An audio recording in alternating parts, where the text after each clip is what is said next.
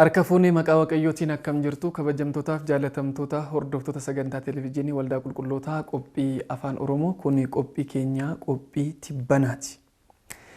Tibbanaa keenya har'aa keessatti gaate akkuma barame sadaasa guyyaa 18 waaree boodarratti argamna. Qophiin har'a kaasnu gaate ijoon dubbii mana kiristaanaaf maaltu ta'ee fi maaltu irratti ta'e kan jedhu qophii tibbanaa keenya keessatti yaada dhiyeessinu keessatti kan baratamedha. Har'aaf tibbanaa keenya irraatiif qabannee kan jirru egaati qabxiilee gurguddaa afuriin kaasnu yaadota ijoo ta'anii. Yaadonni ijoo ta'an isaan jalqaba irratti meeshaalee mana qulqullummaa waggoota 150 dura Ingilizotaan kaawwaloota adda addaa Itoophiyaa keessatti kaawwaloota mana kiristaanaa keessa saaman deebi'uu isaanii ilaalchisne kan irratti dubbannu ta'a. Qabxii lammaffaan immoo jaan meedaan yookaan immoo ayyaana cuuphaatiif jedhame haala adda ta'een sirreeffamaa jira. Inni kunii fi bakkeewwan biraatti kan jedhu immoo yaada ijoo lammaffaa keessatti kaasnudha. Qabxii sadaffaan irratti kaasnu immoo manni kiristaanaa Ortodoksii Tawaahidoo Maalankaaraa Hindii irratti manni kiristaanaa Ortodoksii Tawaahidoo Itoophiyaa muuxannoo fudhachuu qabdi kan jedhus immoo ijoo dubbii tibbana keenya irratti xumura irratti kan nuti kaasnu sooma raajjotaa yookaan immoo dhaloota gooftaa keenya Yesuus Kiristoos ilaalchisnee akkamitti yeroo amma jiru keessa kan jedhuun kaasna. Egaati keessummaa keenyan jedhu Barsiisaa Nugusee Girmaa abbaa dhimmaa qophii tibbanaati jennee kaasuu dandeenya. Isaan wajjin turtii taasisan hanga xumura qophii keenyatiin wajjin taatu qophiin keenya qophii tibbanaati.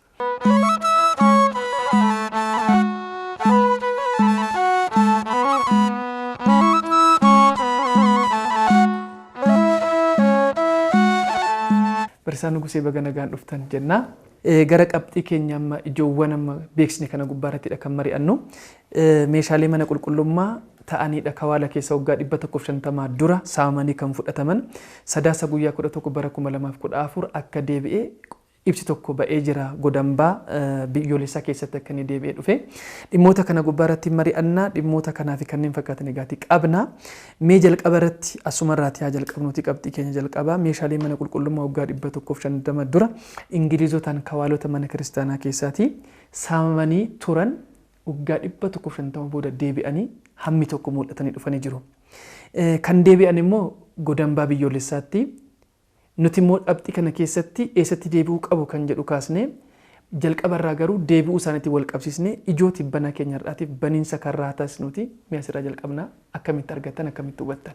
Akkuma amma kaaste meeshaaleen mana qulqullummaa keenya waggaa 150 ol biyya alaatti saamamanii qaamota adda addaan turan keessaa kan muraasadha kan amma gara biyyaatti deebi'ee kan deebi'uuttis jira kan immoo dhimmi isaa hinumaan kaanillee meeshaalee baay'eetu jiru mana qulqullummaa keenyarraa yeroo adda addaa qaamota adda addaatiin sababa waraanatiin isaa ta'u biyya kana dhufanii sababa adda addaatiin meeshaaleen qulqullummaa nuyi tajaajila hafuuratiif itti fayyadamnu baay'een isaanii fudhatamanii biyya alagaa yookaan immoo biyya adda addaa akka jiran hin beekama. Kana keessaa egaa meeshaaleen amma yeroo dhiyoo kana gara biyya keessaa galan meeshaaleen qulqullummaa baay'eetu jiru. Meeshaaleen galan sun egaa godambaa biyyoolessaa yookaan immoo isa Biraawi Muuziyeem jennu kana keessa akka ta'anidha kan taasifame. Egaa duraan dursee dhuunfaadhaan isaa ta'u qaamumti mootummaatiinis namoonni meeshaaleen kun egaa bataskaanni biyya qabeenyi ishees kan biyyaati. Biyyaaf qofaa miti addunyaadhaafidha bataskaan tajaajila kan kennitu. Akka dhimmaatti fudhatanii meeshaaleen kun gara biyyaatti akka deebi'an taasisuun mataan isaa dhuguma dubbachuuf miira biyyummaarraa kan maddu quuqama biyyummaarraa kan madduuti. Qaamoleen kana keessatti hirmaatan hundi isaanii galanni isaaniif yaa ta'uu hin barbaachisaa. Yeroo badansan yeroo fudhataman san eessaa fudhatamanii maal ture tajaajilli isaan kennaa turanii tajaajila maaliitiif ture meeshaaleen sun hojjetamaniitidha kan tajaajila hafuuratiif arjoomamanii qaama adda addaatiinidha. Durumallee bataskaanattiidhaaf kan kennamanii namoonni dhuunfaan gareedhaan abbootiin amantaa namoonni sadarkaa adda addaatti biyya kana keessatti hoogganaas turan tajaajiluma bataskaanas kennaa turanidha kan arjoomanii. Saniin booda bataskaanni immoo tajaajila hafuuras hawaasummaas akkuma san immoo diinagdees biyyattii kanaaf kennaa turte saniif meeshaa itti fayyadamaa turte kara biraatiin yoo ilaallu abbaa meeshaalee kanaa mana taatedha jechuudha. Irraa fudhatame meeshaaleen kunniin abbaadha. Bataskaanattiin immoo kan hundaati, kan biyyaati, kan addunyaati jennee biyyas jennee yeroo adda addaa kaasaa turre. Kanaafuu namni ani lammiidhaan Itoophiyaadha jedhu yeroo tokko namichi amantaa islaamummaa hordofu kan biyya Turkii jiraatu tokko jechin jedhe tokko sammuu kiyya keessa dhufe maal jedha? Si waa'ee amantaa ortodoksii maaltu si galchee jedhanii namoonni baay'een na gaafatu. Eeyyeni dhuguma anaaf immoo biyya kana biyya Turkii san taa'ee waa'ee Itoophiyaa haasa'uuf waa'ee bataskaanattii tana haasa'uun dirqama jedheenuma jecha muummichi ministeeraa keenya Dr. Abiyyi bataskaanni biyyaa qajeeluun mana kanaa qajeeluu biyyaatii qormaanni mana kanaa qormaata biyyaatii jedhanii jecha isaan dubbitan san kaasee seenaa kiyyaa akka nama lammiidhaan Itoophiyaa ta'e tokkotti amantaan kiyya amantaa musliimas ta'u seenaan kiyya kan maddu garuu mana kanarraayi. Kanaafuu waanan haasa'u waanan sinitti himu kana hunduma kan nu kennite kan nu bocce kan nu tursiiste bataskaana kanaadha. Amanuuf dhiisuu dandeenya garuu yeroodha. Dhimma amantaa miti. Dhimma amantaatiin dhuguma inni amantaa musliimaa garuu gara duudhaalee namummaatti yoo dhuftu seenatti yoo dhuftu kan sheer goonu baay'eetu jira. Dhugaan hadhaa'us garuu kanumadha. Kanuma. Kanaafuu meeshaa kana namoonni dhuunfanis haa ta'u mataan ishee immoo bataskaanattiin tajaajila isheetiif haa ta'u karaa adda addaatiin abbummaadhaan meeshaalee kana qabdee turte. Saniin booda immoo hannaanis haa ta'u humnaanis haa ta'u faayidaa dhuunfaatiifis haa ta'u meeshaaleen kun dabarfamanii kennamanii jiru. Jenereeshinii amma jiru kanaan immoo akka dhufan ta'ee jira. Kanaafuu meeshaan tokko biyya tokkoof bu'aa kan qabu yoo tajaajila kennedha baay'ee. Yoo tajaajila hin kennine maaliif akka meeshaatti ilaalta? Tajaajila kennuudhaa qaba. Dhaloota gara dhalootattis immoo kan darbu dhandhama tajaajila meeshaan sun kennu namni dhandhamuudhaa qaba. Arguudhaa qaba yoo tajaajilu. Otherwise namaaf hanga fakkeenyaaf amma fannoo hin jaalanne. Fannoo kan jaalannu waan tajaajila irraa argachaa jirruuf. Oduu tajaajila irraa argannu ta'ee akkanumaan teechisne fannoo san akkuma nama biraatti ilaalte fakkeenyaaf afaan Geezii maaliifidha? Biyyattii keessatti biyya biraatti haga PhD'tti yoo kennamu biyyattii keessatti sadarkaa digriitiin amma maa eegale? Itti waan sirriitti afaan hojii isaa ta'u afaan qo'annaa isaa ta'u itti fayyadamaa waan hin turreef. Kanaafuu azza'iin baduus danda'a. Inni irraanfatta. Garuu akka qabeenyatti qabeenya keeti. Kanaafuu meeshaaleen dhufan kun sababa lamaaf hambaalee bataskaanattii keessa taa'uu qaban jedheen yaadaan. Tokkoffaan tajaajila kennuudhaa qabu. Tajaajilli isaan kennan tajaajila hafuuraa hin kennu. Lammaffaa immoo tajaajila diinagdee hin kennu. Fakkeenyaaf Laallibalaa yoo fudhatte, Adaadii Maaramii yoo fudhatte, Gisheenii yoo fudhatte tajaajila hafuuraa kennaa jiru. Normaali. Bakka san immoo hambaaleen jiran Aksum hambaan jiru. Taabonni Tsiyoon tajaajila hafuuras at the same time tajaajila diinagdees kennaa jira bataskaanni sun. Hordoftoonni amantaa kanaas haa ta'anii amantaa biraa hordofan biyya keessaa isaa ta'u biyya alaatti naannoo san laaluuf do'achuuf hin naqu.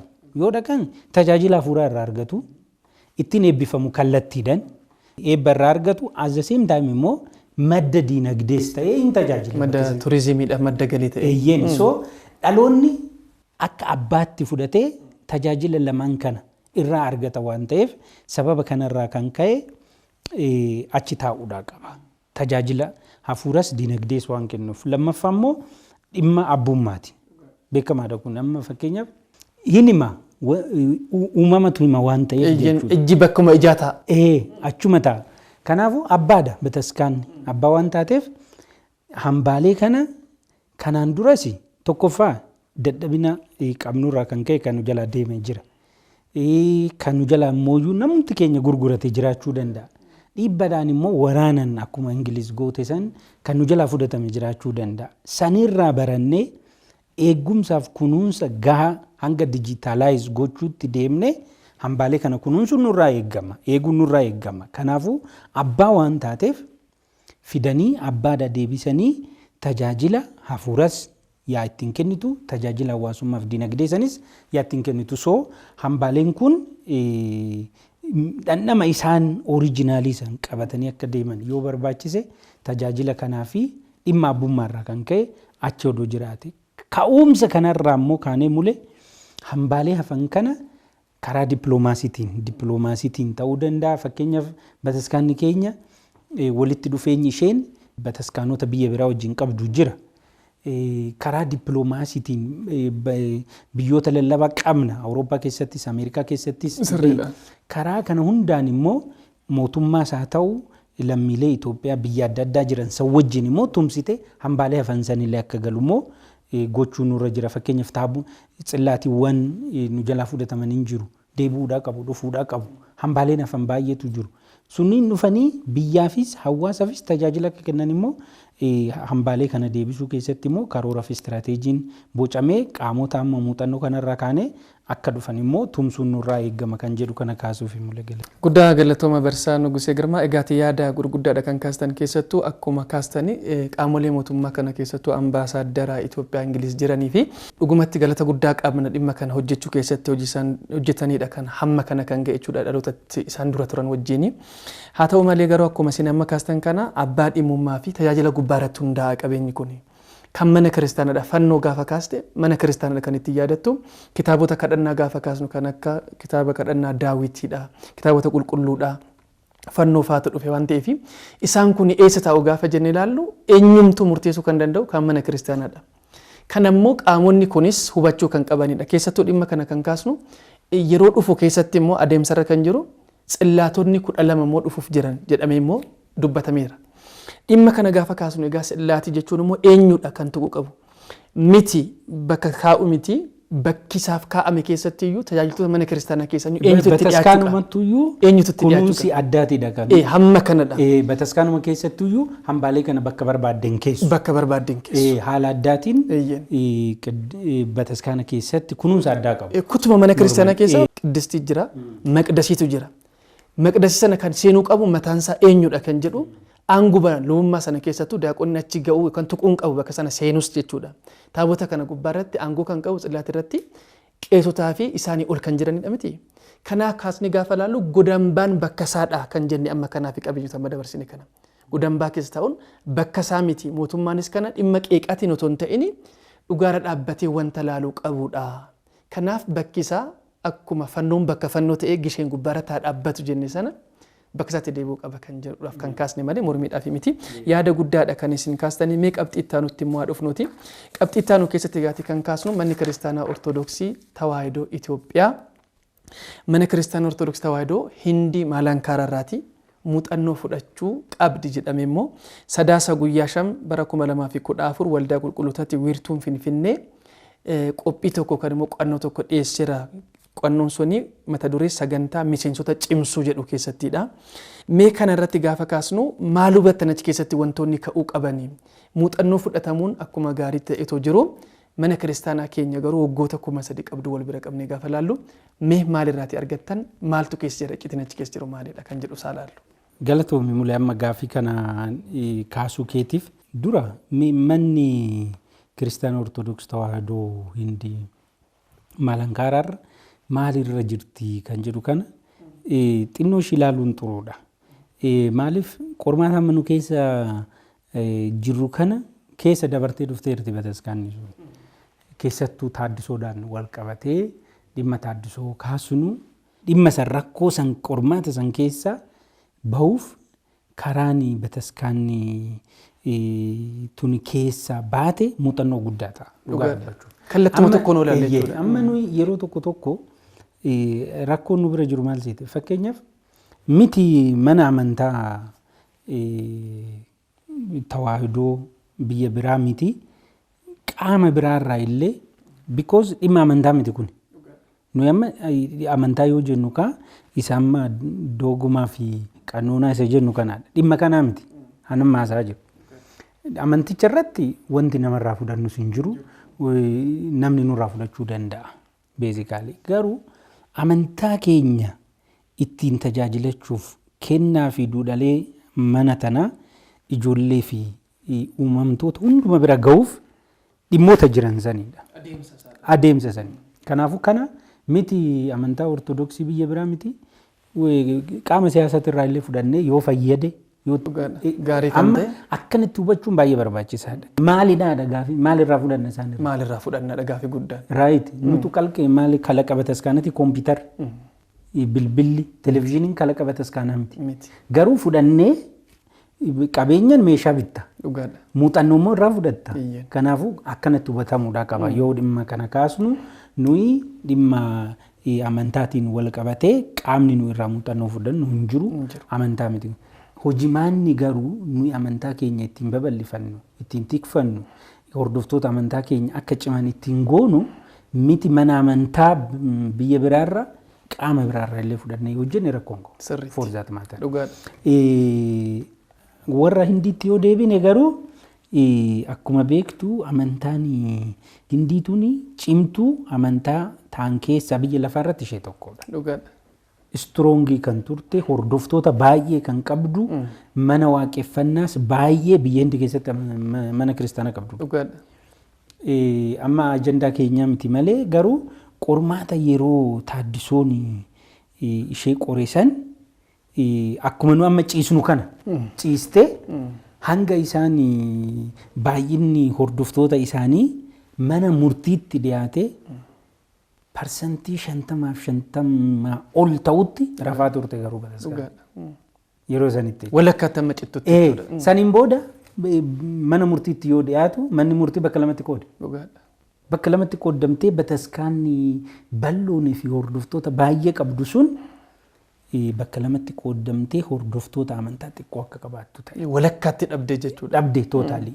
Kuni kaa yeroo san dammaqinni isheen qabdu sochiin isheen qabdu sirrii hin turre jechuudha. Egaa waraannamteedha kan isheen hanga tajaajiltoota mindaan kafalamu aarsaan adda addaa hanga dhabamutti rakkatte hawwanni ortodoksii biyya sanii ruuza fidanii akkanatti fidanii aarsaa kennanii gargaaranii miila lamaan akka dhaabbattu taasisan. Amma har'a maalirra jirtiidha dhimmichi. Eeyyeni lakkoofsanis haa ta'u bal'inaan biyya Hindii keessatti kavareejiin isheen qabdu xiqqaadha. Hordoftoonni amantaa ishees xiqqaadha. Biyya sanitti ani biyya sanis beekaa amantaan biyya sanii nama qaanessa yeroo koronnaa yaadattoo ta'e gabbaasanii waaqa namtolfee kana asfaaltii irratti darbaa turanii bakka kanarraa yoo nun baraarre ati waaqa keenyaa miti jedhanii bittineessaa turanii urufarratti jechuudha urufarratti. Amantaan islaamummaa jira, amantaan taaddisuu jira, amantaan immoo hinduuzimiin kun akkas jira. Amma biyya san keessatti lakkoofsa xiqqishuun hawaasa baay'ina ummataatiin baay'ee bal'aadha. Baay'ee. Achi keessaa ummanni jiru xiqqaas haa ta'u malee ijjennoo amantaa irratti qabu jireenya hafuurummaa isaa waan gurraan dhagaye waan laphee isaa keessa jiru san uummata hojiitti hiikuudha. Akka keenya baratee dhagayee hin galu harka rukutee xaafii ibsee ilil jedhee kan galu miti. Kana qofaan kan hunda'u miti. Galatoo irratti hin hirmaata yoo ta'e dhiigaffoon gooftaa nyaatee dhugee gala. Dhiigaffoon gooftaa nyaatee dhugee gala. Sirni qiddaasee kanaan xumurama. Kanaan xumurama. Tsaballi hin kennamu. Tsabalaa amma nuyi tsabalaa firiirame. Qiddaaseen galatoon erga dhumeen booda tsabala san irratti wallolla. Wal nyaanna nuti. Beezikaalii tsaballi sun hin beeru warra dhiigaffoon gooftaa nyaatee dhugee fida kennamuudha kan qabu. Foorzaat maataa. Jajjabina isaan boru akkanaafniif jedhamee laatamuuf malee kan kennamuuf warroota fooniif. Warra dhiigaffoon gooftaa nyaate sanii kan kennituudha. Garuu bataskaanni amma qiddaasee saabooda bakki waggaa guutuutti qaddasamu hin jiraame. Biyya gammoojjii amma wantoota akka kun amma uummanni akka tajaajila argatu akka jajjabaatu akka cimu gochuufi malee kanaan turre.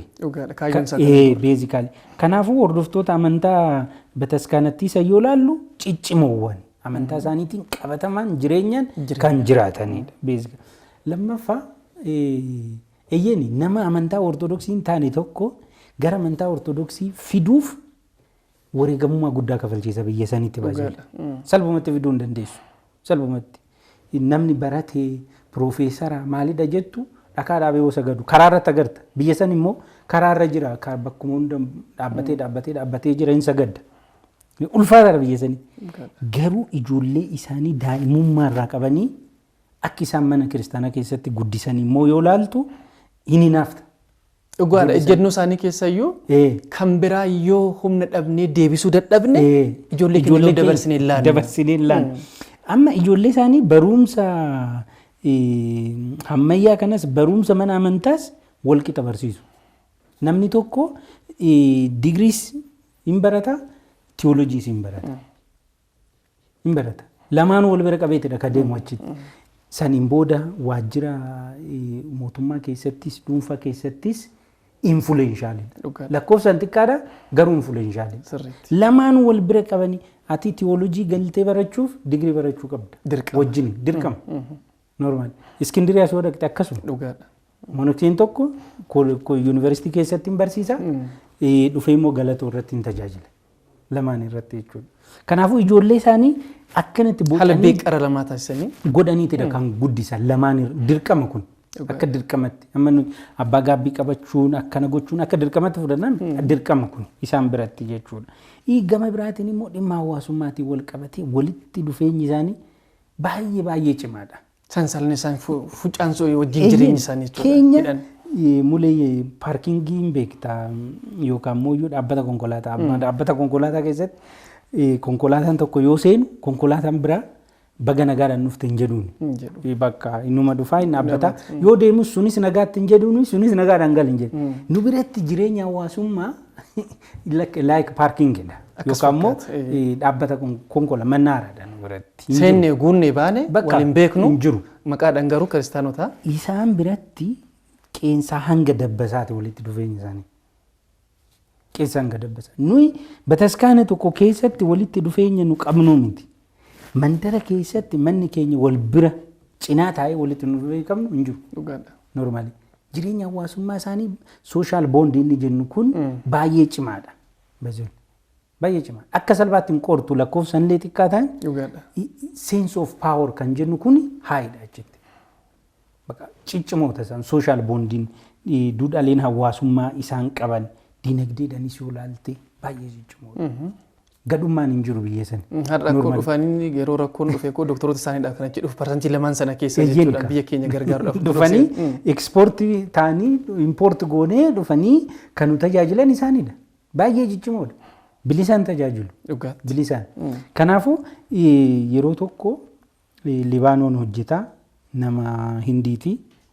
Inni dhufee as nama adii tokko agarte sammuu kee keessatti amantaa ortodoksii hordofa kan jedhu dafee siin dhufu. Inni dhufu dhugaadha.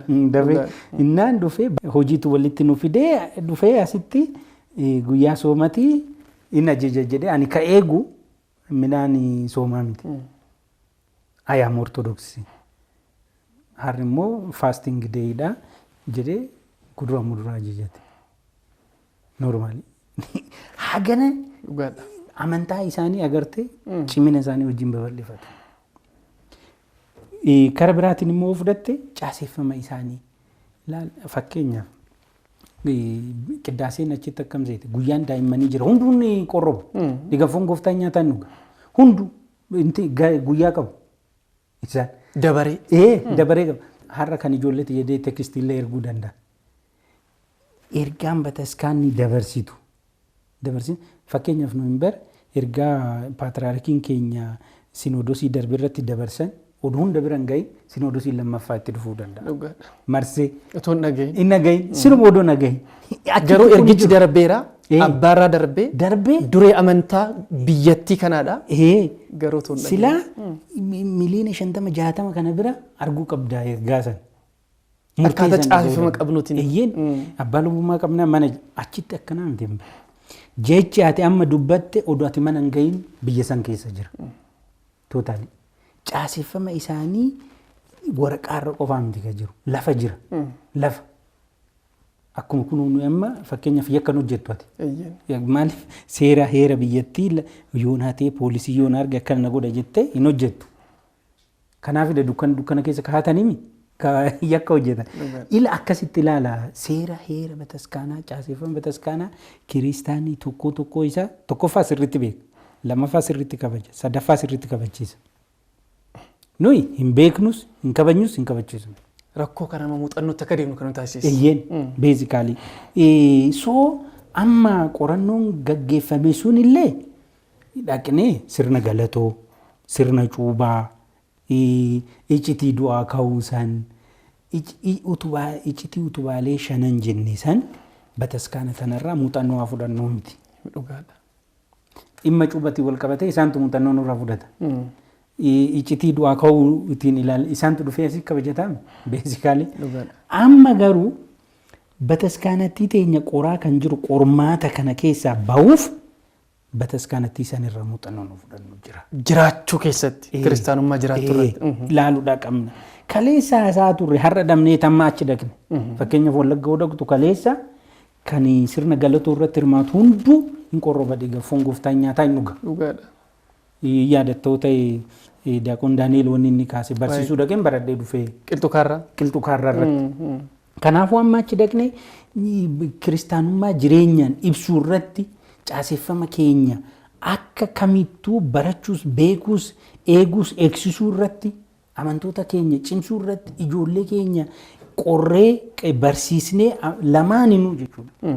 Guddisuu irratti muuxannoon irraa fudhannu jira. Sirriitti. Normaali. Dhimmi qonnaan ka'eefis dhimmuma kana beekama kana amanuu qabna. Eeyyeen qorannoon kunillee akkuma duratti siin jedhe isaan warra amantaadhaan wal fakkaannu miti warra biraa irraa yoo fudhanne rakkoon qabu. Dhugaadha. Mana kiristaana fayyada taanaan kiristaanota fayyada taanaan dhugaadha. Sirreessinee qajeelchinee akka nu ta'utti itti fayyadamuun kan keenyadha malee bakka jiru irraa fudhatanii itti kanaafuu dhimma leenjitii wal qabatee dhimma caaseffama cimsuutiin wal qabatee dhimma ijoollee ofii mana amantaa keessatti gama lamaanuu bocanii guddisuu kiristaanummaa jireenyaan jiraachuudhaan wal qabatee muuxannoon nu isaan irraa fudhannu baay'eedha. Sirriitti ilaaluudha. Keessattuu barumsaaf ijoollee baay'eetu deemu. Garas jechuudha. Gara hindi. Kana giraas godhanii dhufuudha qabu. Mucaa tokko yaadattoo ta'e kitaabni inni illee barreessee hin jira. Achitti bare. Kanaafuu barumsaaf isaa deemnu ta'es jennee immoo sadarkaa mana amantaatti ta'es jennee karoorfannee bajeti goones dhaqnee akkamitti abbaan gaabbii ijoollee isaa akka qabatu. Akkamittiidha abbootiin kan gaggeessan seerri akkamitti hojiitti hiikama kan jedhu kan hunda sassaabnee irraa piroojeekti goonee muuxannoo irraa finnee itti fayyadamuun nurraa eegama. Sirni wangeela isaanii hamma manaatti jedhama. Hamma maatii dhotooti gubbaadha kaasee hamma manaatti jedhama.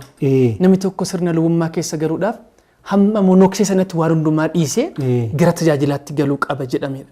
Kuni dhuguma kan fudhatamuu qabu caalatti nuti kan barbaannee dhabnee yeroo baay'ee qorumsa guddaadhaaf saaxila baane dhimmoota kanaan miti. Kiristaanii tokko keessattuu immoo sadarkaan tajaajilummaa kee guddachaa yoo deeme infuleenshaal ta'uun dirqama. Dhugaadha. Hojii biyya lafaa irratti hojjennuunis tajaajila keenyanis infuleenshaal ta'uudha qaba. Fakkeenyaaf isaan biratti monokseen tokko yoo akkana garagarchitu amma hin agartamti ture amma nu birattis jijjiirama baay'ee jira hin barata namni aga PhD isaa barachaa jira xuruudha kun. Bataskaanuma keessatti fakkeenya manneen barnootaa baay'ee qabna ijoolleen abinnatii barattu cinaatti sanillee barachaa egaa fakkeenyaaf barreeffama tokko artikilii tokko barreessuuf dhimma dhaabbilee barnootaa fi barumsa mana kiristaana ortodoks tawaahidoo Itoophiyaa irratti riifaroon godhu maalan argisiite. Amma fakkeenyaaf mana mootummaatti kutaa tokko haga 12 jennee teechisnaan suni kan waraabame mana amantaa keenyarraa barumsa mana amantaa keenyarraa amma immoo dhimmichi maal ta'e barumsa mana amantaa keenya sun inferior ta'e kan saayinsawaa kun immoo superior ta'e olaanaa ta'e wal jala darbe haayid godhe duraanii mucaani nababbeeti jennu kun umuree fi mana mootummaatti immoo namni kutaa tokko hanga jaaffaa barsiisu baratu isin jedhu barsiisu sadarkaan isaanii wal qixa. Inni dubbisa xumuree fi inni kan barsiisan isaa jechuudha. Kan dubbisa isa nibaabbeeti jennu kan dubbise sadarkaan isaa nama TTI baratee dippiloomaa baratee kutaa tokko hanga 6 barsiisu wajjin walqixa madaalli isaa walqixa. Amma nibaabbeeti miti turgumaanii beetii xumurtee bakka itti qabdu garuu bakka lootorii walitti nufu. Inumaa achirratti maal jedhe gara dhumaa wasiila maal jedhe namni turgumaanii beetii matsaaf beetii kana xumuree barumsa kitaabaa xumuree fi piroofeesarri walqixa. Yoo caalee malee. Maal jechuudha jedhe. Fakkeenya piroofeesarri tokko hin gorsa. Miti namoota PhD isaanii baratan, MSc isaanii baratan, digrii isaanii baratan hin gorsa. Barreeffama isaan barreessan san immoo hin qeeqa. Hin hiika. Namni matsaaf beeti buluyaata addisaata barate kuni nama akkasitti. Nama akkasitti kitaaba hiikee billitti godhee sii kennu. Keessattuu koo amma barumsa amma kitaabota gaafa qoqqoonnoo yaada keessan addaan hin kutaniiti. Bakka fakkeenyaaf barumsi addunyaa kuni addunyumatti hafu. Isaan immoo kan hafuuraa ta'an immoo fudhatanii si deemu. Sadarkaa sanaan gaafa kaasne wal madaalu gaafa jennu madaalli biyya lafaarra jiru kana wal bira qabnee malee kan hafuurummaatiin garuu walitti hidhatan qabu wal hidhatan. Qabiyyee isaaniitti walitti nufan. Piroofeesaricha yookaan gorsu isa dhawan ta'e. Qabiyyeedha walitti nufan. Amma gara Hindii yoo dhaqxe namichi piroofeesar jettu kun ortodoksiin monoksii akka ta'uun eeggama. Monoksiin sadarkaa kanarraa akka ga'uun eeggama. Guddicha xumuraa jira waan ta'eef guddichi barumsa mana amantaa kana keessa deemanii xumuruudha guddichi baay'ee. Suni salphaadha san bira deemna inumaa dabalataadha kun. Namni afaan Geezii beeku afaan biraa salphumatti danda'a. Qorannoon jedhu jira baay'ee bu'uura waan ta'eef afaan kamiifuu bu'uura afaan Geezii. Kanaafuu isaan biroo dhaqxee barumsa lamaan paralaalii dhaqabanii ka deeman. Asiis giraajuweet godhu, achiis giraajuweet godhu. Garanoo dhufte Maggaabee Addis jettaan. Achoo dhaqxe immoo Dooktar Piroofeesar jettaan. Lamaan qoobii isaas qaba, digrii isaas qaba. Kuni keessattuu Gibsi keessatti mataa isaanii akka wal qabatan kan taasise kanaadha. Faayidaan kun immoo salphaas itti hin fakkaatin. Biyyaafis hawaasaafis guddaadha. Nu biratti saayikooloojikaalii dhaloonni naamusa gaarii qabu oomishaa kan turte oomishaa kan jirtu bataskaana tana. Kana haaluun hin danda'amu. Otoo hardhuma kanaayyuu mana keessatti jiraachuu baattee hamma ta'aa dhufe kanaan biituun hin argamti jechuun gaaffii keessa. Kanaafuu isaanirra akkamitti walitti hidhanii akka isaan deeman. Kanarraa nuyi maal barannaa namichi digrii baratu suni Maggaabee Addis ta'uudhaa qaba. Dhugaadhaan jechuudha. Daaqonii ta'uudhaa qaba. Monoksii ta'uudhaa qaba. Kan jedhu kana sirriitti irraa fudhannee maa itti hojjechuudha qabna. Gaafa fakkeenyaaf seera mootummaa biratti yoo hatte ni hidhamta. Nu biratti yoo hatte immoo du'a duuta. Dhugaadha. Abboommii kurnan keessas tokko miidhuudha waan ta'eef. Warri shororkeessitootaan bare morma namaa qalanii sibira teechisu daa'imummaa. Keessa keetitti nama qaluu jechuun uumaa jechuu akka hin taane si barsiisu. Bakka qabachaa hammeenya saniin akka guddatu si taasisu. Laal daa'ima akkanatti guddisuun yoo hatte cubbuudha du'a duuta. Mana hidhaa miti ka galtu. Mana hidhaa kan samii sana keessatti ibiddaan dhaabne keessa galtu. Daa'ima akkanatti yoo guddiste waa'ee hannaa yoo yaadu du'aatitu itti mul'ata. Dhugaadha. Mana hidhaa qaallitti miti itti mul'ata. Dhugaadha. Amma garuu yoo hate mana hidhaa qaallitti si'a 5 si'a 6 seenee qabaya hattuu meeqa jira. Mana isaa taasifatee. Mana taasifatee. Mana kootan deebi'ee. Maddi isaa maalidhaa kanaadha sii galee nama akkanatti yoo guddiste. Boccee gaafa kaasu. Yoo nama ajjeesu qaallitti miti itti mul'atu. Du'a sana dhugaadha. Mana waaqayyoon diigaa jira waaqayyoon diigaa argaa jira laalaa jira jedhee. Miti ajjeesee miti gaafa sammuu keessatti yaadna akkasii gaafa dhufu. Yohaannis Afoorqi maal jedhe namni waaqni yoo irraa gargar bahe amalli isaa akka horii.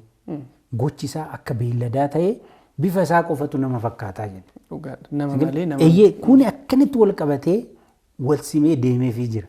Kan akka goonu manneen leenjii lubootaa kana akka godhan sadarkaa kanaan akka tajaajiltoota oomishan muuxannoo guddaa ta'a dhugaa dubbachuu. Dhugaadha. Egaa yaada gaarii barsiisaa dhugumatti qo'annaa kana kan qopheessanis waldaa qulqulluutti wiirtuu Finfinnee dhugumatti guddisni isaan galateeffannaa. Yeroon barfatus garuu ammas yeroo qabna manni kiristaanaa jechuudha. Haa ta'u malee garuu egaa muuxannoo kana silaati manni kiristaanaa waggaa 3,000 qabdu bara durii keessa kan immoo bara kakuu moofaa keessas kan turteedha seenaa guddaa qabdi. Baay'ina lakkoofsan yoo kaasne hamma kanadha qabeenya qabnu yoo kaasne hamma kana doogmaaf tufiitii sirna mana kiristaanummaa keessa qabnu keessatti nuti baay'ee isaa kennuu qabna turreeyyuu maalinni yeroo tokko tokko wanti harkaa qabdu hundumti isaa yoo itti fayyadamuu baattee miidhaa qaba. Hundumaa nutu qaba turreeyyuu garuu kan keenya taanaani yeroo baay'ee wanta kan kee ta'e sirriitti madaalatti ilaaltu kan fagoodha jirutti kan iji qalbii irratti gannu jechuudha. Kanaaf otoo baay'ee qabnu baay'ee sana kennuu keessatti daganneet har'a gaatii dirqama ta'e immoo muuxannoo sana fudhachuun dirqama nu ta'eera. Garuu kana garagalchine yeroo ilaaluu qabnu yeroo dhiyoo keessa ta'uu qaba. Miseensummaa cimsuu keessatti dhimmi isaan kaasanis tokkummaa kana keessatti gamanni kiristaanaa Hindii Maalankaaran Ortodoksii Tawaahidoon isaanii ciminni isaan qaban wangeelan tokkummaan hamma manaatti waliin deemanii nuti dhuguma reefu kaastaniitu bakka tsabalaatti hiriirraa tsabala dhuguudhaaf isaan garuu fooniif dhiiga waaqayyoo isa adda duree jedhamee kenname sanatti hiriiru. Karaa dinagdeetiinis reefu kaastaniitu har'a wanta dhabaniin qaban hamma nu bira dhufanii nuuf gargaarsa kennanitti parsantii dhibbeentaa 2dha jedhama Maalankaaran Ortodoksiin isaanii jechuudha. Kana keessatti egaa caasifama keenya hojiitti jiru keessatti dhuguma yerootti dammaqnee borummoo caallee isaaniif muuxannoo kana dabarsinee kadeessa nu laattaniittu har'a immoo nurraa fudhadhaa jennee harki dabaree wal dhiqaa keessa galuu qabnuudha. Yaada guddaadha kan kaastanii meeqabxii keenyaati banaa sadaffaatti gaafa dhufnu egaati ayyaanni cuuphaa dhufaati jira ji'oota 2 boodadha. Har'a sadaasa keessa jirra muddeen gaafa darbe egaati amajjitti dhufna. Kana ilaalchisuudhaan barteedhaan Jaanmeedaa bakka jedhamu iddoo cuuphaadha Finfinnee keessatti beekamaadha. Bakka sanatti ayyaanni cuuphaan kabajama. Iddoo cuuphaa sana egaati haala adda ta'een qopheessuudhaaf yookaan immoo haala adda ta'een dhiyeessuudhaaf manni kiristaanaa Ortodoksii Tawaahidoo Itoophiyaa keessattuu itti gaafatamaan hojii geggeessaa kan ta'an mana lubummaa waliigalatti bifamuun Abuuna Yaared dhimma kana hojii keessatti galchanii raawwiin kun akka itti deemuu fi hojiin kun akka mijatuuf haala adda ta'een iddoon cuuphaa kun akka hojjetamu jedhanii jiru. Tole kuni wanta gaariidha wanta arguu barbaannudha. Haa ta'u malee garuu manni kiristaanaa Ortodoksii Tawaahidoo Itoophiyaa kan Itoophiyaatti gaafa jennu daangaa hundumaa kaabas kibbas baas dhiyaas dabartee ama biyyoota alaattis immoo phaaphaasonni ishee biyyoota alaattis muudamanii muudama qabu mitiire. Kana keessa gaafa ilaallu garuu biyyootti kana keessatti bakki lafti cuuphaa ittiin kabajamne immoo jiru. Qaamota mootummaatti warra ofiin jedhanii lafti irraa fudhatamee jiru. Jaanmeedaadhaan wal bira qabnee gaafa ilaallu isaan kun yoo laallamuun qabani kun akka gaarummaatti ka'ee warroonni dagataman hin jiranii kan jedhu irratti yaada maalii qabdu? Galatoomuu amma dhimma iddoo ayyaana dirreetti kabajnu wal qabatee jiru. Egaa ayyaana dirree yeroo bataskaana tokko keessatti yeroo baay'eedha ayyaanni akka dallaa bataskaanaatiin ala kan kabajamu fakkeenyaaf ayyaana fannoo ayyaana dirreeti ayyaanni cuuphaa ayyaana dirreeti. Ani amma Jaanmeedaa irratti ijjannoon amma manni lubummaa waliigalaa karaa abbaa keenya eebbifamuu Abuuna Yaareediin fudhatame kan jalqabaatis fakkaata. Jalqaba kan hojjetame sanirraa eegalee jechuudha. Yaa'ii tokko naannoo sanitti gaggeessuu fi waggaatti ayyaana cuuphaa kabajuutiin ala guyyuma cuuphaa saniifuu haala mijataa ta'e bakka san sirreessuuf yaada jalqabaati jedheen kan yaadu kuni iji isaan ittiin ilaalaa jiran riilii baay'ee kan nama gammachiisu. Kan nama jajjabeessu qabuudhaas. Eenyullee akka nu kunuunsu, eenyullee akka nu tolchu, eenyullee akka nu bareechu, akka nu eeguu hin qabu. Beezikaalii. Kanaafuu iji amma manni lubummaa waliigalaa itti ilaale yeroo isaa, taayimingii isaa, bakka sanitti immoo waan ta'uu qabuun iji itti ilaalame kun riilii ciccimee kana bira darbee naannoo sanitti hojiileen misoomaa kana caccaalan ayyaana keenya kabajachuudhaan walitti kan hin buune hojiileen misoomaa naannoo sanitti hojjetamuu qabu. Amshuur kana waan dhaabbatu jedhee yaadu. Beezikaalii kun jalqabbiidha kun ta'uun isaa gaariidha. Garuu akka waliigalatti akka mana kiristaanaatti olaallu iddoon ayyaana dirree ittiin kabajnu iddoo waaqeffannaa bakka adda addaa jiru kan bataskaana takkittiiti. Kan bataskaana takkittiiti dhugaadha. Normaal. Ayyaana cuuphatiif paatriyaarikii tokkotu ergaa takka nuu dabarsu. Bataskaanattiin hojii gaggeessaa tokkoon gaggeeffamti. Bataskaanattiin. Akka tajaajilaa ta'utti biyya lallabaa qabna. Mana lubummaa aanaa qabna bataskaana qabna. So bataskaana takkittii dakana jirtu qabee hanga Finfinnee kana keessa jirutti ilaalcha tokkoon immoo ilaalamuudha qabu. Fakkeenyaaf manni lubummaa waliigalaa ayyaana Jaanmeedaatti kabajamu xiyyeeffannaa itti kennee mana lubummaa waliigalaa wajjiniin hojii kiyya jedhee hojjechuu kan qabu biyya lallaba Finfinneeti. Addis Ababa. Isa jala jirti eeyyeen akka biyyaatti itti fayyadamna. Beezikaalii garuu biyya lallabaa kana keessa jira waan ta'eef sirriitti hojjechuudhaa qaba. Biyyoonni lallabaa naannolee adda addaa keessa jiran immoo mana lubummaa waliigalaa wajjin ta'anii dhimma iddoo cuubas haa ta'u fannoo itti kabajatan mijeessuudhaa qabu. Ijuma kanaati. Ijuma kana. Aanoleen immoo bataskaana isaan jala jiran saniif biyya lallaba isaanii wajjin ta'anii mijeessuudhaa qabu.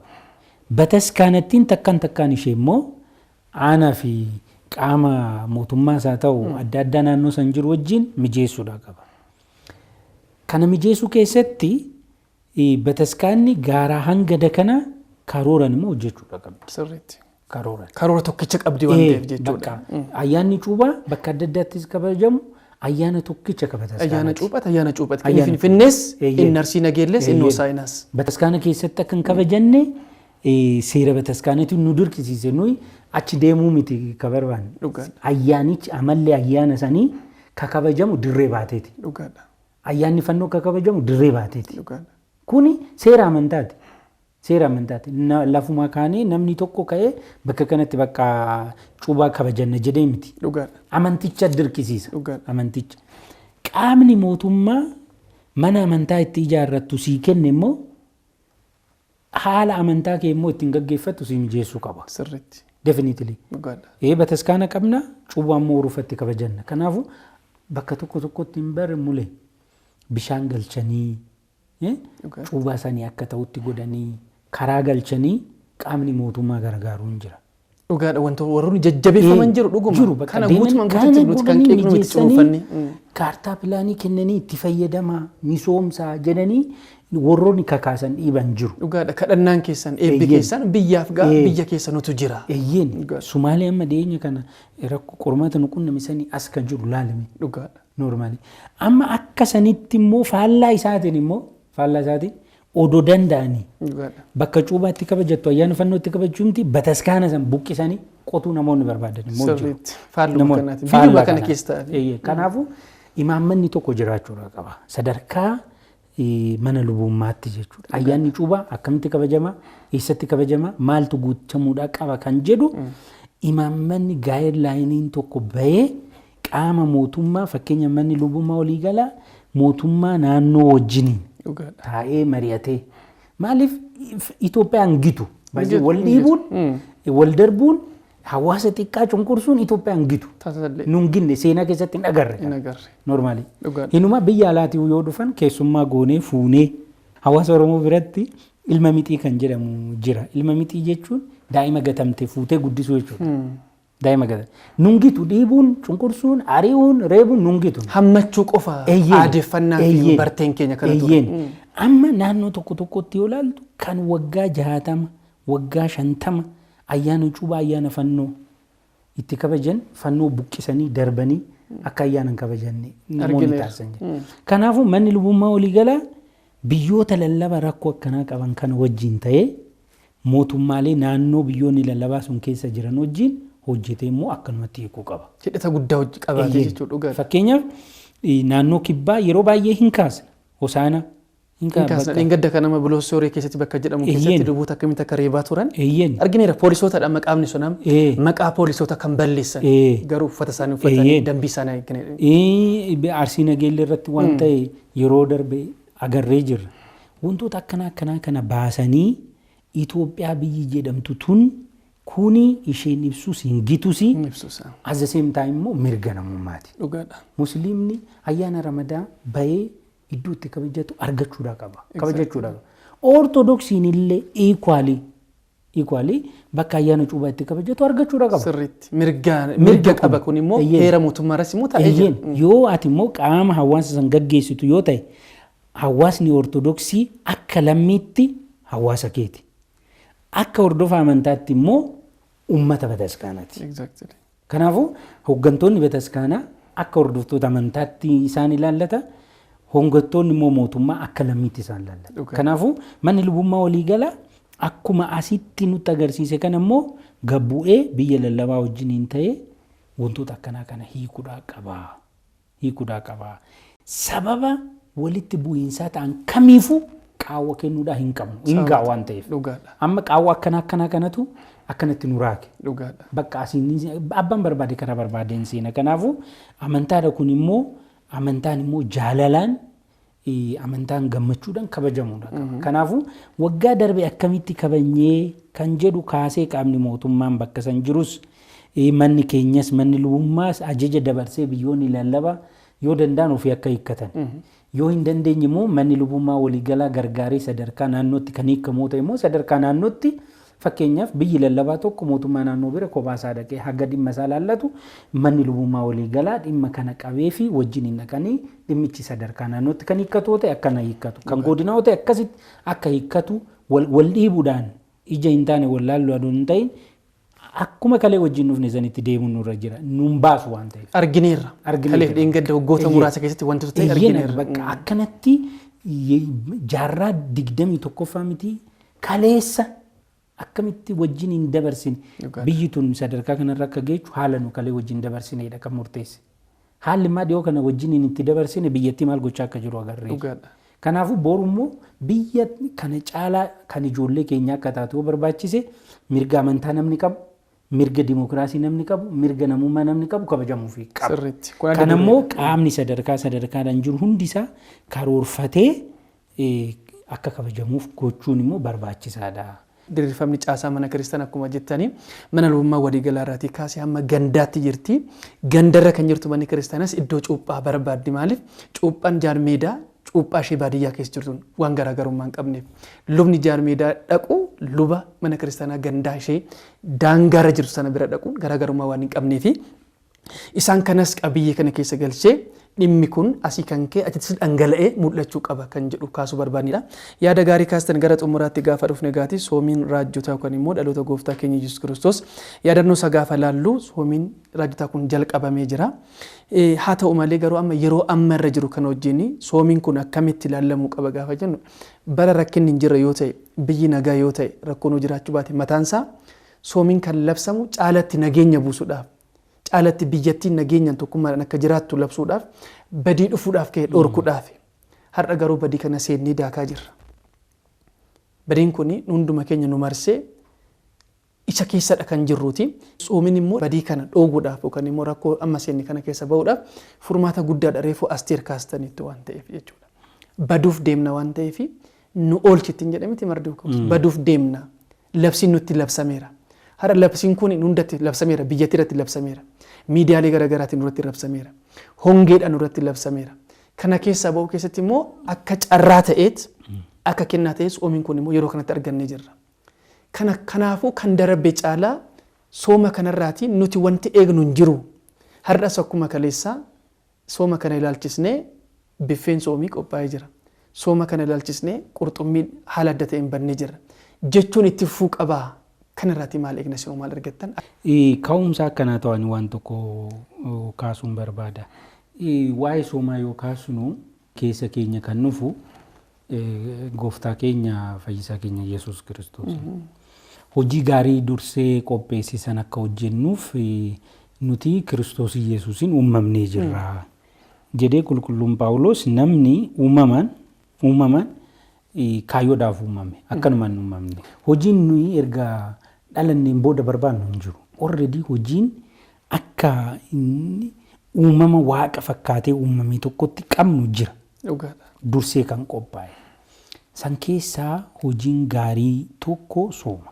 San dura raajonni amma nuyi sooma raajotaa jennee amma kaasaa jirru kun san dura dukkana guyyaa 5 walakkaa yookaan guyyaa waggaa 5,500 sun ifaan bakka bu'aa.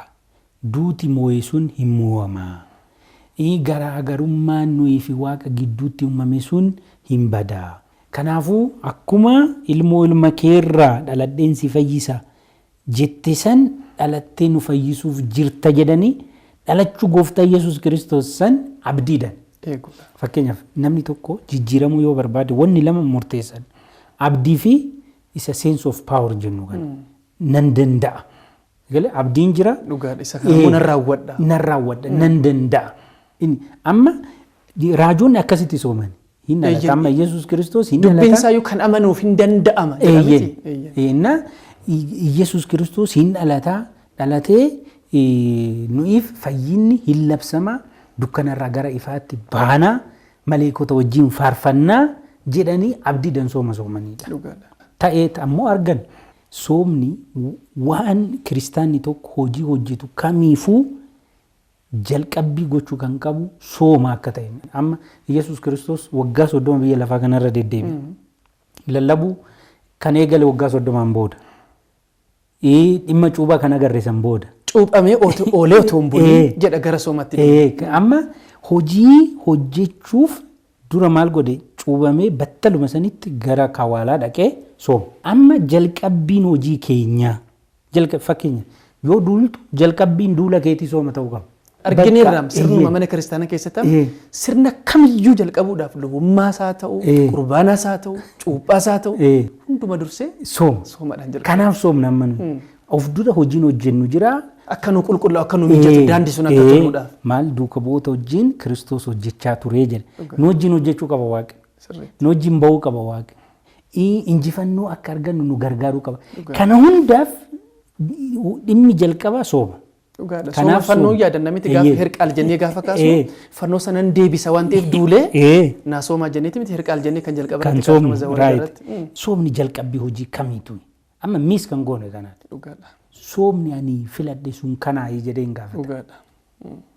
Fakkeenyaaf amma har'a hin agarta amma bayitii mana foonii jiru hunduma saalaa hinumaa itti hammaata. Mana foonii kanaan dura haala adda ta'een jedhama. Mana foonii kanaan dura qurxummiin hin jiru. Amma mana foonii horii biratti qurxummii sii dabalu. Hoteela yoo ta'e immoo yesoon biffee eegallee siin jedha. Hundumaa hin argatta. Sanuu sooma sababeeffanneedha. Sooma sababeeffannee. Inni garuu akkanatti soomee beelaa soomee. Kanaaf inni akkanatti kanaaf yoo soome nuyi immoo qormaata haga dabbasaa keenya baay'atu ofirraa qabna. Miti bataskaanni sababa ittiin soomnu nu qopheessitee miti odoo jiraachuu ilee baate labsiidhaan soomni kun sooma labsiidha. Odoo kunuu jiraachuu baate wanti nu soomsisu baay'ee jira. Keessattuu yeroo amma jirru kana keessatti. Baay'ee jira. Kanaafuu amma nuyi ajandaa soomii baay'ee qabna yeroo kana. Akkuma agartu kana waraana keessa jirra. Namni tokko maa du'a waraana teknooloojii qabna kunoo finfinnuma keessa taa'anii finfinneen bakka akkana taa'aa jirti jedhu hoosti goote. Waraanni miidiyaa alaa jiru. Miidiyaan taa'ee ilma abbaa fi haadha tokko ittiin biizines kireet godhu jira. Ajandaa isaanii milkeessuuf waraana nurratti labsanii waraana keessa jirra. Beezikaalii. Sooma barbaachisa. Sooma barbaachisa. Dhuunfaa keenyan immoo qormaata qabna. Kabiraa uumamaan immoo qoramaa jirra. Itoophiyaa keessatti hongeen umrii keenya keessatti sadarkaa kanaan garuu umrii keenya keessatti amma hawaasa keenya naannoo Booranaa jiru kana wanti kun name naannoon Booranaa aannan isaanii dhugdeen kuuftu bira. Baay'ee hin kuuftu. Boorana dhaqxee namni shiroo sitti kennu hin jiru. Argeeran ofii. Normaali. Hawaasa kana qormaata isa quunname kanarraa Waaqayyo akka baraaru isa roobsa roobatu dhabame isatu furmaata fida wanni isa dibu hin jiru soomuu fi qabna. Ajandaa qabna amma norma ajandaa qabna. Namni walitti bahee wal fixaa jira ajandaa qabna nu of balleessaa jirra. Amma amalan taane keessa galee namni baay'een isaa of balleessaa jira. Namni baay'een dhimma biyyattiin keessa jirtu quban qabne baay'ee jira. Baay'een isaa jira haras mana dhiichisaa jira. Kunoo DSTV galee kwaasii ilaalaa manni kilabii yookaan immoo sirbaa cufamee jira. Hin jiru. Namni quban qabne jira. Namni kun qalbiitti deebi'uu qaba. Soomani sun. Soomni raajotaaf duuka bu'oota kan qeessotaati jedhama. Kan qeessotaati. Qeessonni haa soomanii siin jedhu qeessonni maaliif kophaa isaanii akka sooman hin beeku. Maaliif soomu maal balleessan maal godhan. Soomni bataskaanni yoo labsitu paatraarikiidhaa qabdee hanga dakanaatti daa'imni soomuu qabu hanga soomuu qabutti labsite. Soomni kun kan hunda keenyati. Ajandaan soomnuuf illee tokko. ajenda biraan qabu. Gaafii qabaman soomni nu soomaa jirru gaafatamaa jirra. Kana soomni ani barbaade. Nama ajjeesaa midhaan nisuudhaan ka barbaade. Ciree dhiistee kan ciree keessan immoo maksasii nyaachuudhaan kan barbaade. Gaafiin kun amma nuun galle malee odoo soomnu koronnaan jira. Odoo soomnu waraanni jira. Odoo soomnu beelli dhufe. Maaliif hoo jenne akka itti soomaa jirru san akka itti ajajamne san itti soomaa jirraa. Sooma sababa godhachuudhaan biffee soomaa qopheessinee jirraadha. Kana nu madaalan. Injiru sirna qiddaasa keessatti bakka eebbaa abaarsa fudhattee akka hin deebine. Eebbaadhaa misila soomni kan fayyadu yeroo abaarsa. Isa amma bargite ajandaan soomnuuf bal'aa guddaa ajandaa ulfaataadha. Ajandaa ulfaata. Seexanni humna isaa hunduma duguggatee sassaabamee ka jiru ani asina fakkaata beesikali. Kanaafuu sooma kana soomnu beela'aa jaalalaan fayyaalummaadhaan abdiidhaan sooma kana booda Yesus Kiristoos biyya kana furmaata ni fida jennee abdiidhaan jaalalaan amantaadhaan gaabbii gallee cubbuurraa bilisoomne dhiiga foon gooftatti dhiyaannee soomuudhaa qabna. Sooma keenyatu biyya kanaa nageenya fidaa. Kadhannaa keenyatu biyya keenya. Innillee seexanni amma isin naa ba'uu didee nu ba'uu didee jettan kun kadhannaa fi sooman malee hin ba'u jedhee jira. Seexanni biyya kana galee jira. Bakka jira seexanni. Seexanni kun akka ba'u yoo barbaachise kutannee sooma kana soomuun nurra jira. Akka itti soomnu kaleerraa bakka hin darba waan hin dabarre hin jiru. Garaan illee hin darba abbaan garaat illee hin darba waan ta'eef jaalalaan soomuu qabna amantaadhaan soomuu qabna kan jedhu kana kaasuuf galata. Barsiisaa Nugusee Girmaa dhugumatti guddaa sin galateeffannaa qabxiilee ijoo har'atti banaa keenyaaf kaasan irratti yaada gadi fagaataa fi citaa ta'e ibsitanii safagoo dhiyeessitanii kaasuu keessaniif dhuguma hordoftoota qophii sagantaa televezyiinii waldaa qulqullootaa hordoftoota qophii tibbanaatiin guddisee sin galateeffannaa qophii tibbanaatiif akkuma jalqaba kaasne abbaa dhimmaadha taatanii kan argamtanii yaadota gurguddaadha gaatii meeshaalee mana kiristaanaa deebi'uu isaaniitti wal qabatee nuti muuxannoo mana kiristaanaa ortodoksii maalankaraa hindiirraa fudhachuudhaan wal qabatee iddoowwan cuuphaa itti kabajnu kunis immoo iddoo hundumaa ga'uu akka qabuu fi yaadonni kaan hundumti isaanii yaadota deeggaramuu qaban yaadota bakka guddaa ka'amuu qaban galata qaban ta'anii otoo jiranii caalaatti immoo kana caala deemuu qabanii kana caala mul'innee arguu qabna waldaan qulqullootaa karoora guddaatu qabatee jira. Kiristaanummaa kana addunyaa guutuudhaan waliin ga'uudhaaf kun immoo ergama Yesus Kiristoos dabarsee laateedha waan ta'eef kana hundumaarraan ga'uudhaaf immoo hojii gaggaarii jalqabuun soomni immoo balbala kanaadha. Soomni raajotaa immoo kan hundumaadhaa fi ergaa guddaadha kan kaastan dhugumatti irra deebiidhaan sagalee jireenyaa sinaa dhageessisu. Kabajamtootaaf hordoftoota qophii tibbanaa keenya gaa qophiin keenya tibbanaa har'aa qabxiilee ijoo ta'an 4 gubbaarratti mari'annee jirra. Manni kiristaanaa meeshaaleen ishee kana dura fudhatamanii deemanii hamma tokko mul'atanii jiru deddeebi'aa jiru kun immoo caalatti cimuu qaba. Bakki taa'uu qabu immoo bakka saadha waan ta'eef ijji bakka ijaati. Kanaaf godambaa sana keessa caala godambaa biyyoolessaa caala mana kiristaanaadhaaf tajaajila guddaa qabu kan ittiin mul'atanis dhandhama tajaajilaa kanaan yoo dhufanidha. Kanaaf bakka isaanitti deebi'uun hojii guddaa hojjetamuu qaba kan jedhu kaasneerra. Manni kiristaanaa ortodoksii tawaahidoo Itoophiyaa egaati mana kiristaanaa maalankaraa hindirraati muuxannoo guddaa fudhachuu qabdi. Eeyyan dhugaadha nuti garuu dursuu qabna turreeyyuu garuu duubatti hafneerra kan ammoo fudhachuun har'as kaleessa keenyatti deebi'uudhaaf balbala cimaadha.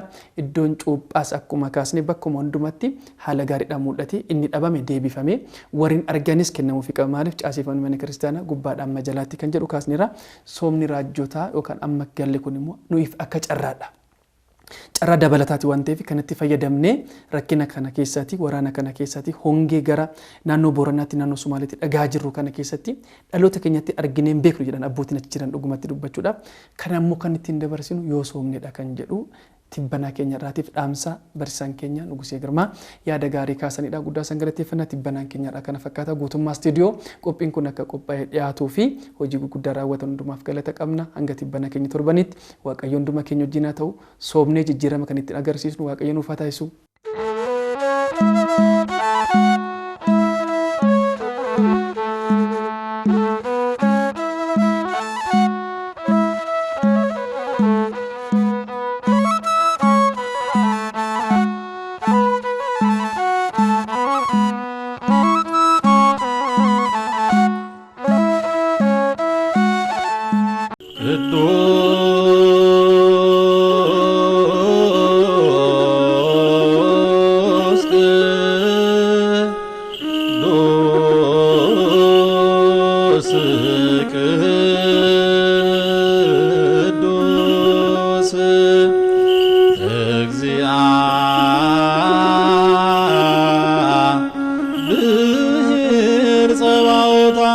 ክለብ